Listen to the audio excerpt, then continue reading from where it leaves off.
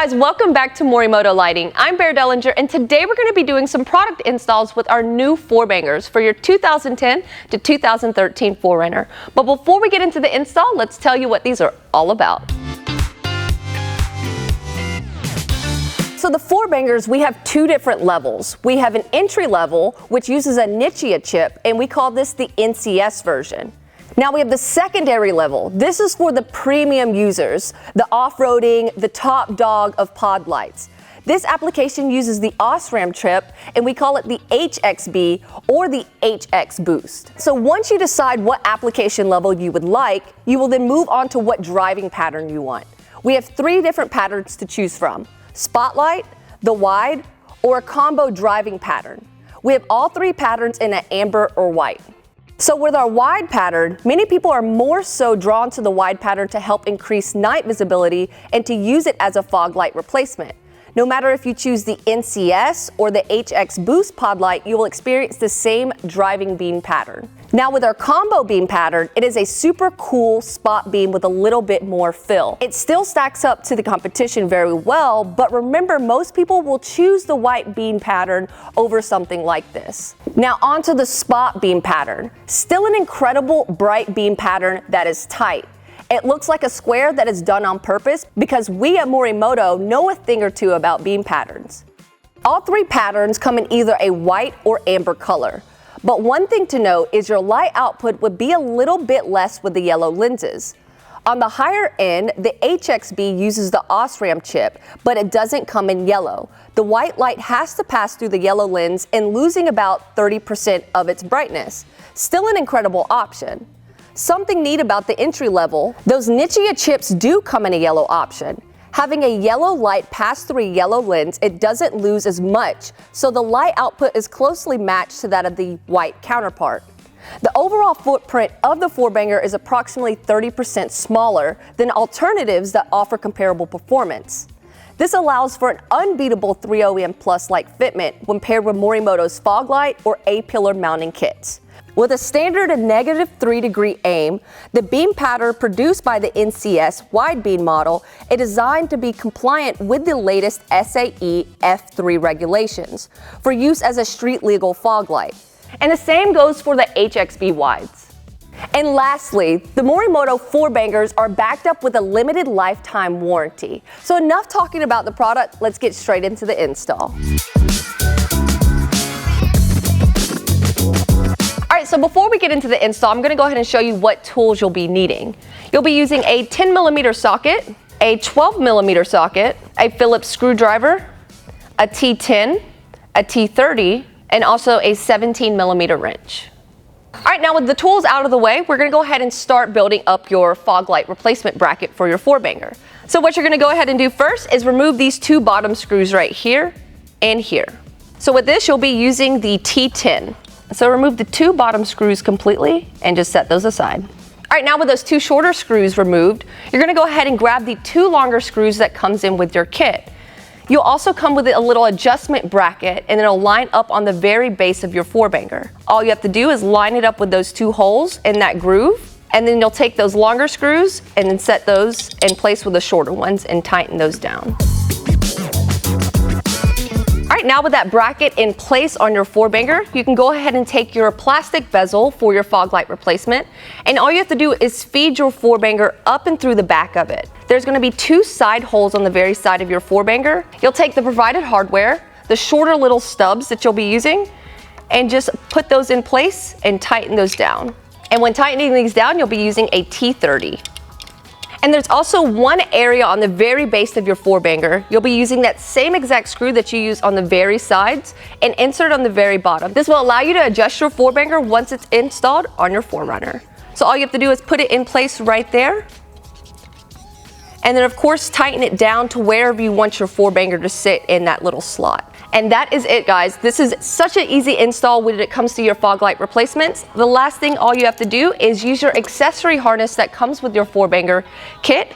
This will allow you to plug and play your OEM harness to your 4Banger.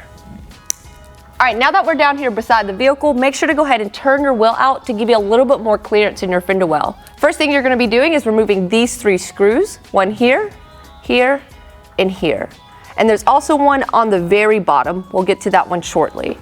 What you'll be using is a 10mm socket, and go ahead and start taking them out.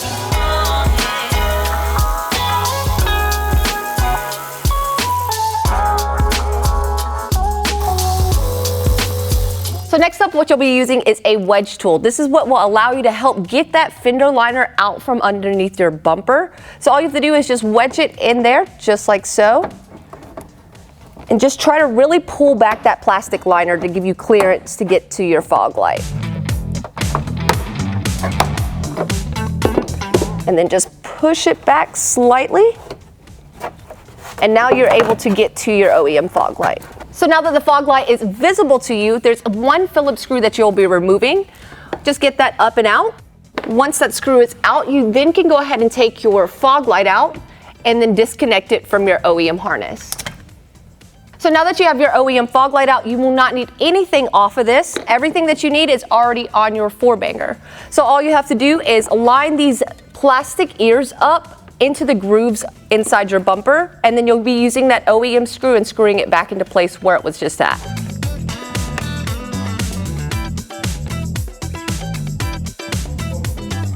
Okay, so just go ahead and plug in your 4Banger. Make sure to go ahead and test out all the features before buttoning everything back up, and you should be good to go. So now let's go ahead and head up to the A-pillars and get those installed. All right, now that we're up here by the engine bay, we're gonna go ahead and start with the A-pillar harness. This is a full Morimoto harness, and it makes everything full plug and play when it comes to your 4Bangers.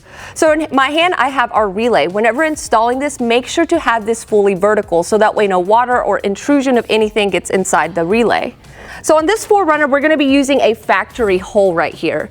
But whenever we did this, we had to bore out just a little metal piece that's up on your relay harness, just a tad bit, so this bolt could fit in there. So all you have to do is just line that straight up and then just tighten that screw down. All right, now with the relay installed, we're gonna go ahead and run our light harnesses. There is a light 1 and a light 2.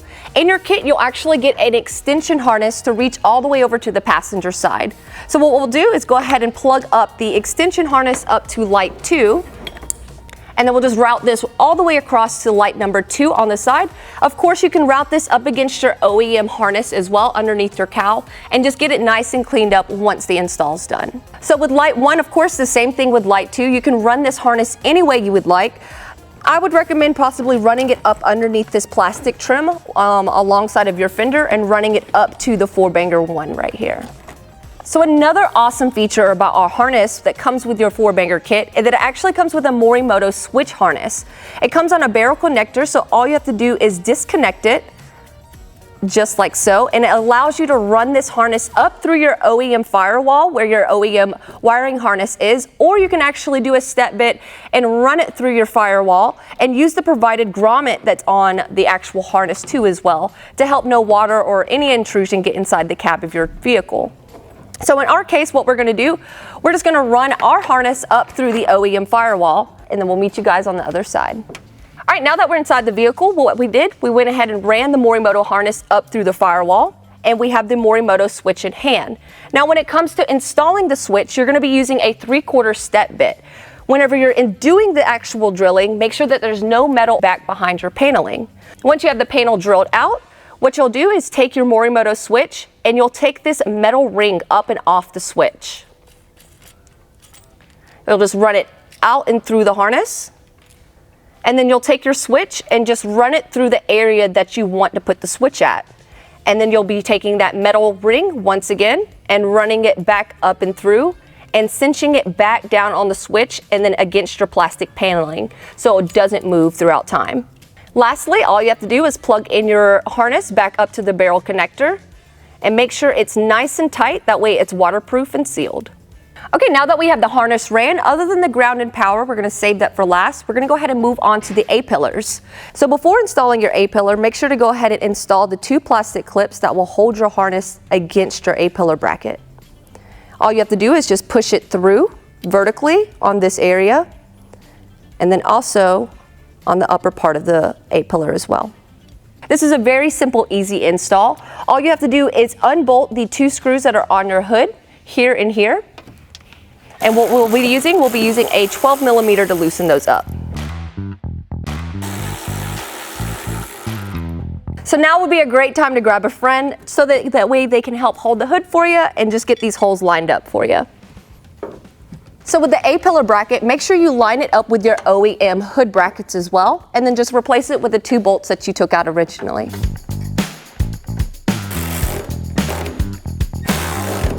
So with your 4Banger A-pillar kit, it'll come with this U bracket. Make sure that this is actually facing forward like a C. It actually will come with stainless steel hardware too. All you have to do is drop it into place. Take the washer on the very base and the nut on the very bottom. Just screw all of that into place. And then you'll just tighten everything down at the very end. That way you can aim your 4Banger whichever preference you would like. And then when tightening this bottom nut down, you'll be using a 17 wrench.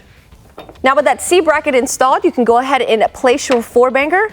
Make sure just to line up the 2 side holes and then use the provided hardware that came with your kit as well.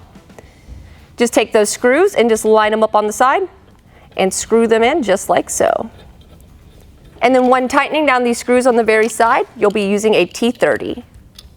And with these screws, this will allow you to adjust your 4Banger vertically, and then with the actual mount right here, it'll adjust it horizontally. All right, now with everything installed, all you have to do is plug in your 4Banger harness. All right, now with the 4Banger installed and ready to go, all you have to do is go ahead and start and plug in your ground and power. What we're gonna do is go ahead and disconnect your ground. In this case, it will be a 12 millimeter. Just slide your ground into place and then tighten that nut right back down. And then you'll do the exact same thing on your power side.